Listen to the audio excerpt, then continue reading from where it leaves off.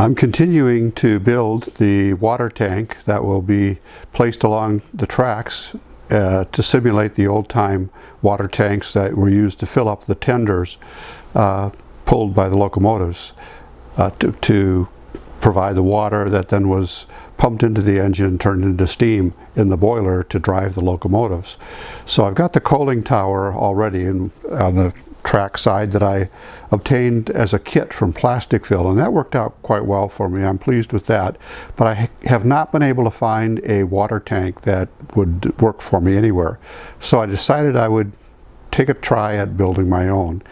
I've used hobby sticks around a Craft Miracle Whip large-sized jar as the water tank, and then I've used soldering wire to make hoops around that. I may do another hoop, not sure yet. The top, I've got plaster cloth in now, and I'm going to go in a little bit closer. You can see I've built a false bottom using cardboard, and that raised the level of the bottom up close to the top. I'm going to next put flex paste on there to seal it, and then after I put flex paste on there to seal it, I'll use one of the underwater colors from Woodland Scenics to color the bottom of it, and finally I'll pour realistic water in there. I should have a watertight shell on the top of the water tank, and I can have, if I pour the realistic water in there with a dark bottom on it, it'll look like it's much deeper than it actually is. Then the platform that it's going to go on, I've been working on as well.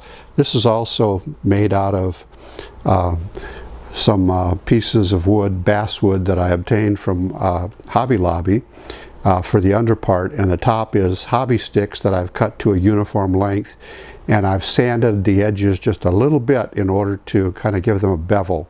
So this is going to, once I get finished, I hope, give me a water tank that will be the right scale for an O-gauge train layout.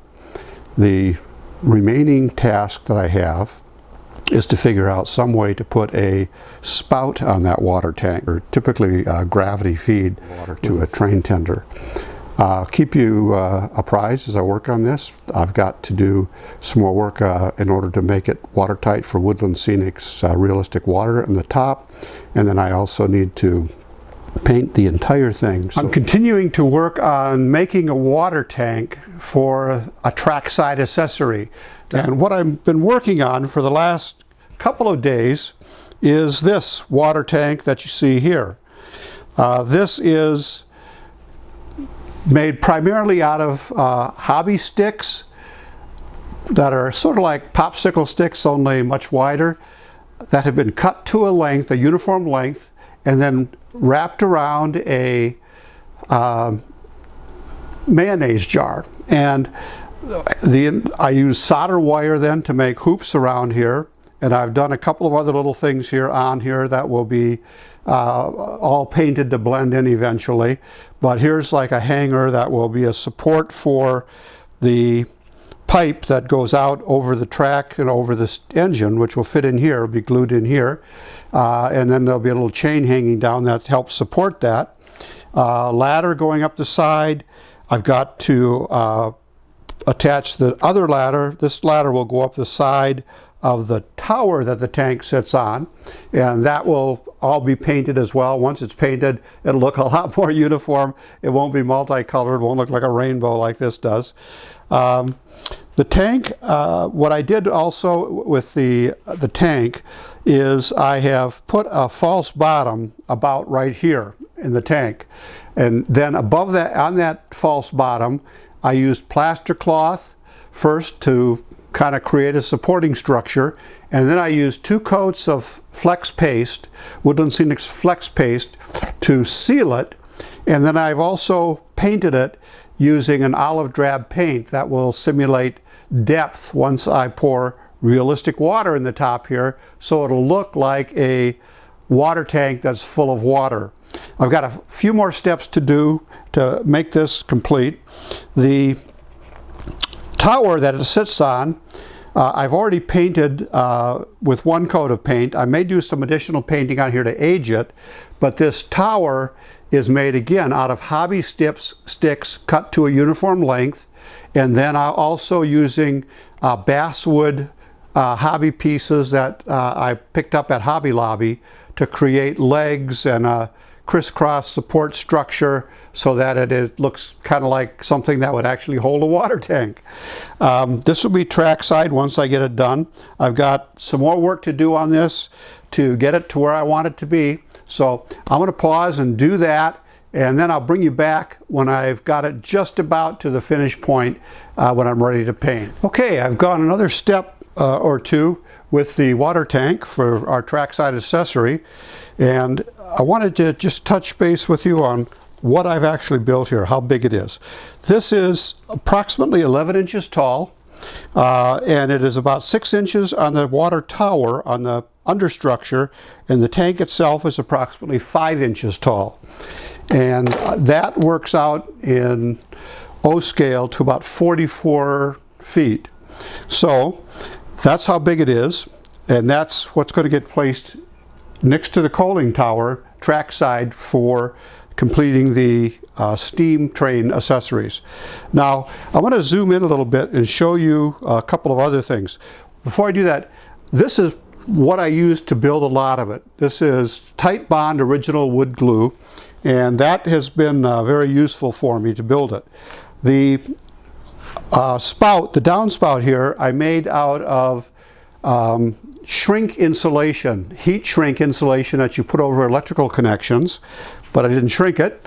And then I made a little rubber boot to go over the top where there would be pulleys and structure holding the chain that holds this up. This chain is actually a little silver chain that's kind of badly tarnished, left over from a broken piece of jewelry. So I've still got to paint the outside of the water tower. I added another coat of olive drab underwater paint to the inside to make sure it was tight, and that will be coming up very shortly. So let me pause for a moment and I'll show you a couple close-ups. Just going to zoom in here on a couple of spots so you can get a better idea. This is the chain that's holding up the spout, and that is the downspout that will be used to fill the locomotives. And that's the rubber boot that's also made out of shrink wrap that I split, a little bigger piece of shrink insulation that I split to go over that. The tower ladder and the tank ladder will both be painted. The tank will be painted, and once that's done, it'll change the appearance quite a bit. The tank itself, you can kind of see the structure. It looks kind of rough on the outside as it is now without paint, but again, once this is painted, that will really make a difference in the way it appears. I'm going to do that and come back a little bit later and show you the finished product. The hoops are soldering wire. The staves are hobby sticks.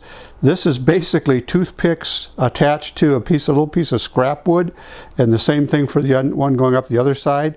It's all kind of made out of odds and ends. Well, my water tank is probably 90–95% of the way to completion, and right now I'm going to pour the realistic water in the top, and we'll see how that looks after it's had a chance to cure.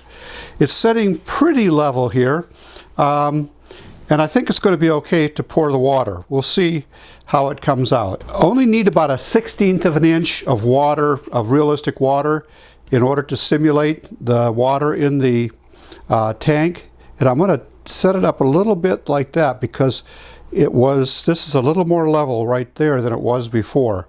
Okay. That's the realistic water pour. That's going to take probably a full 24 hours to completely cure. So in the meantime, there's a couple other little doodads I want to work on to go with this, and I'll see about working on those. Finally, then, in about 24 hours, I should be able to put it on the layout over there near the coaling tower. The only other remaining step that's going to be of significance on this is going to be how it gets filled. I'm going to get a windmill, either a windmill kit or that I'll put together, or a built-in ready windmill that I can put next to it and have the water from the windmill filling it up from the top. So the top will be open.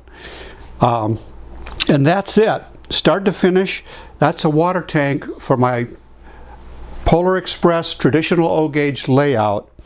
And I think it's going to look pretty good once I get it all set up on the table. I may do some additional weathering on the wood, but for now, I'm going to call it 95% done, and I'll let it go at that.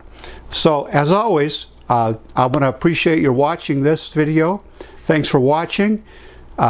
Please, if you haven't done so already, subscribe, click the like down below, and share this video with anyone else you know who's into modeling that might have an interest in the topic.